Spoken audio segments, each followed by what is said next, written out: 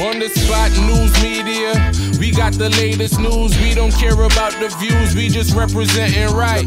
Put local news internationally every night. On the spot, wave that Jamaican flag from left to right. Let's get it right, y'all know the type. We ain't dealing with the hype, we make it take flight.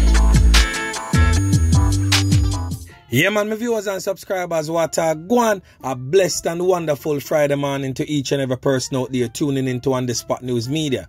Now, my peeps, I don't know how we do it over on this side. We have to give thanks and praise to the Most High Creator for the preservation of life. Each and every morning we wake up and enjoy that breath of fresh air there. We have to give thanks and praise to the Most High Creator for that. You don't know, say today or Friday, the little day when time some of us could collect that little small stipend there for work done. So you don't know, my peeps, safe travel pon the gravel and look out on no yai, because the old dirty corner boy them are lurks. Yeah, man, me I tell you. So watch this now. We have a one international news to share with you now. Then of course, we are going to get into all our go on pon the ground, right a yard, in a jam down. Yeah, man, me I tell you. So right now, me I pray, say Florida coming like it's slowly and surely becoming a little Jamaica, because some things I read some Jamaicans in a Florida, they were not much different from what I reach we are so a yard. Yeah, man.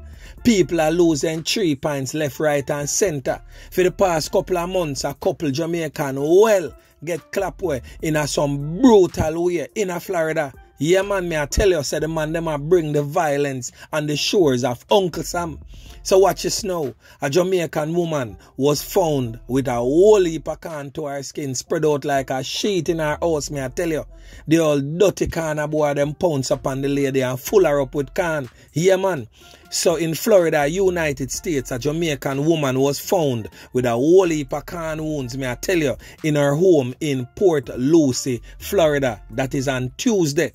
So the deceased has been identified as 45-year-old Carisha Brissett. Her relatives stated that she migrated from Jamaica to Florida several years ago.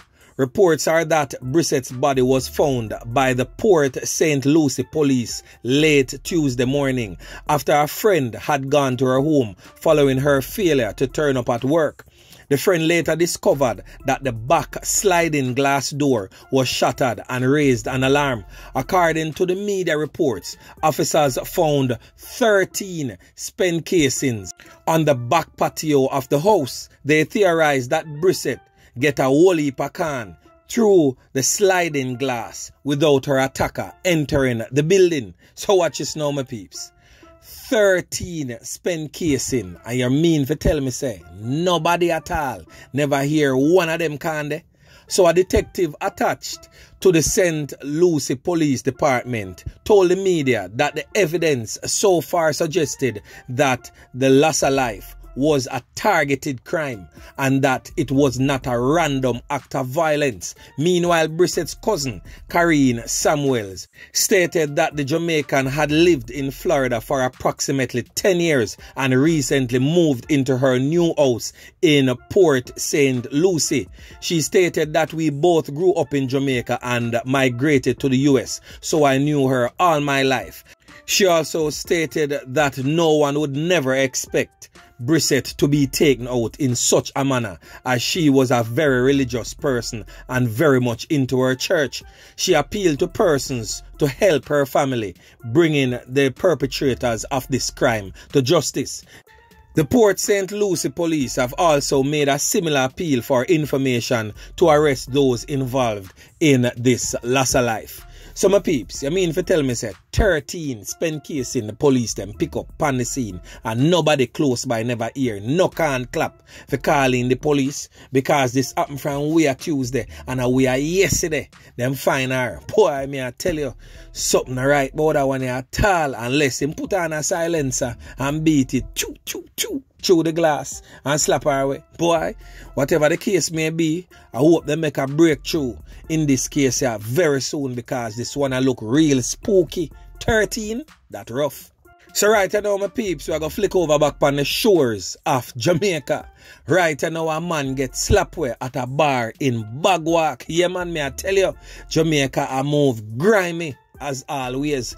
So the Jamaica Constabulary Force said its officers in Bagwalk, St. Catherine, are trying to identify a man who get a whole heap of can yesterday evening and pronounce you know what right in a bar on the main street in Bagwalk. So the gunman them, the old dirty corner boy them, of course, escape in the area on foot, so you know, say a man will come from the same place. So the Corporate Communications Unit of the JCF said that reports from the Bagwalk police are that about 7:40 p.m. the deceased and other friends were at a bar having a drink when he was pounced upon and several cans fired in his direction, hitting him all over the upper body. It is said that he was taken to the hospital where he was pronounced you know what. No one else was injured in that altercation.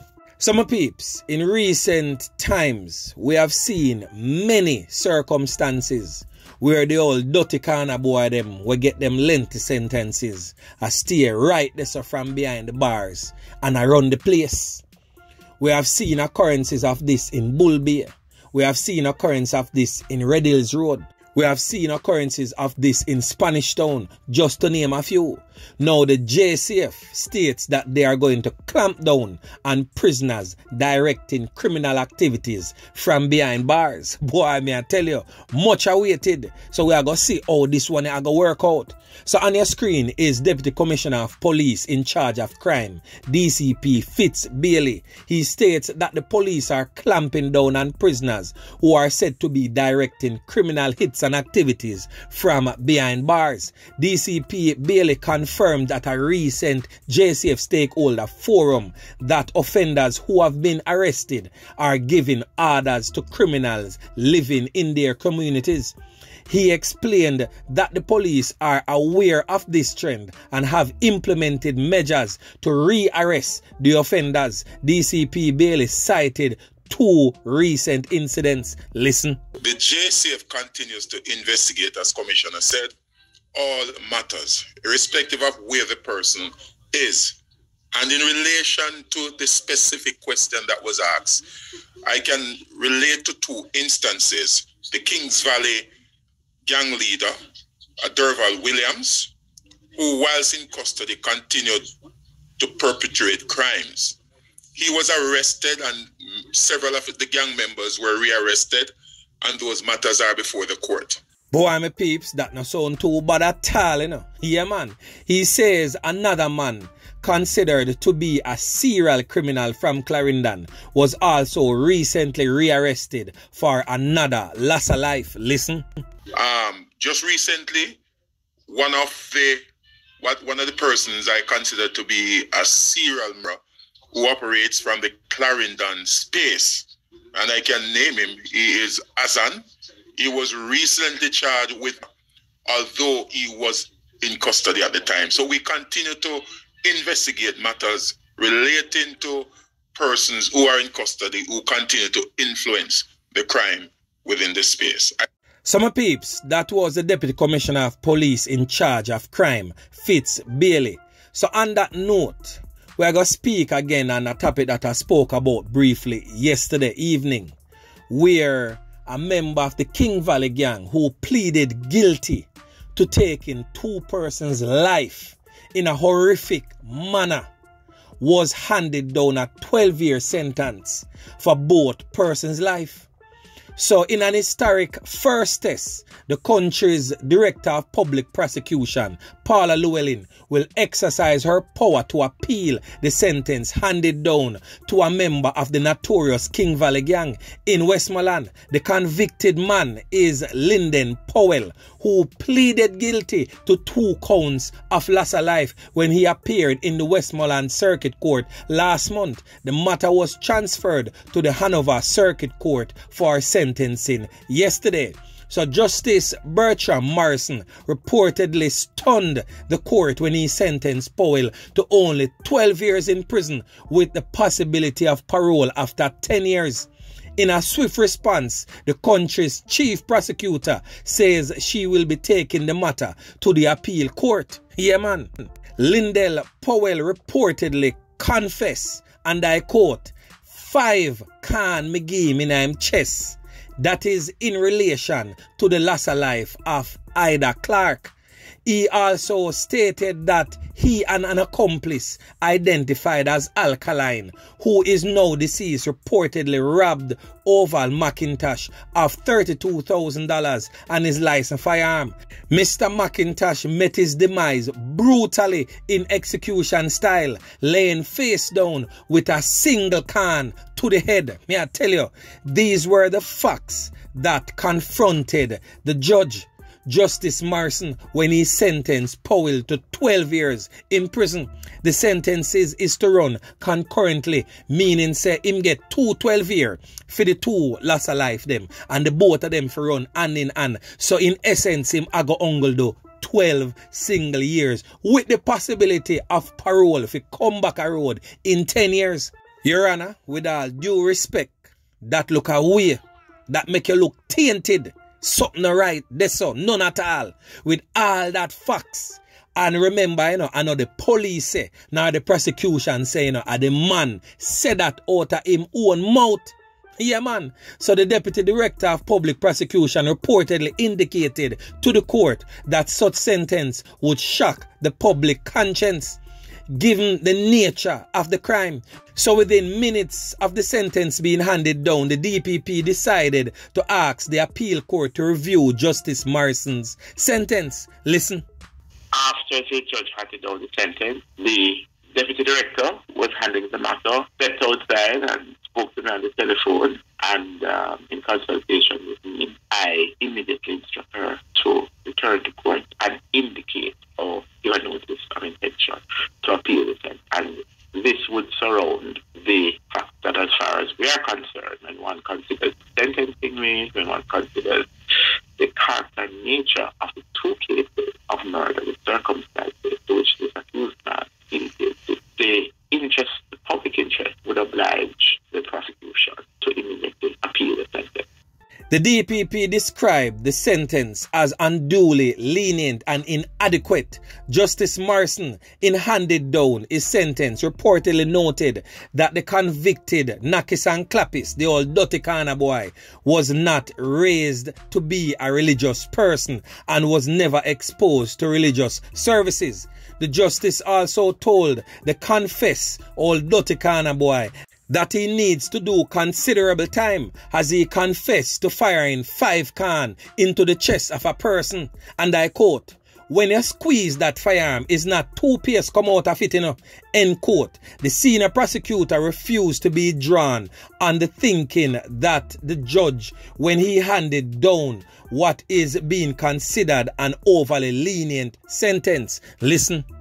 I am not going to go into the mind of the judge. It would be presumptuous of me so do. He has his function as he sees fit, and I have mine. And the both of us operate with our differing functions under the Constitution. Mr. Brooks, please do not try to draw my tongue with a third. I'm an experienced prosecutor, and I prefer to play the game on the merit of each stroke. So the circumstances are there. I consulted with my deputy. I am aware of the precedents in law in respect of cases that have gone before us, where you have a double murder in a situation where the person has pleaded guilty, and we also have the sentence guidelines. We have the law, and we now have the legislation.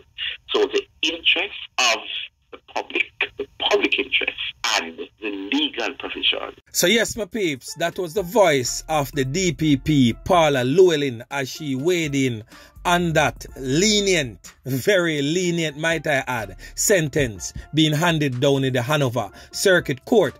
The Judicator Appellate Jurisdiction Amendment Act was passed last month, which gives the DPP the right to appeal any sentence that they feel as if that sentence that was handed down by Your Honor was way inadequate. Yeah, man. So, my peeps, make we continue to watch the case here and see what I go come out of this. So, remember to like, share, subscribe to the channel. Stay tuned to On The Spot News Media as I continue to bring you fresh news and updates in subsequent newscast. On The Spot News Media. Yeah, man.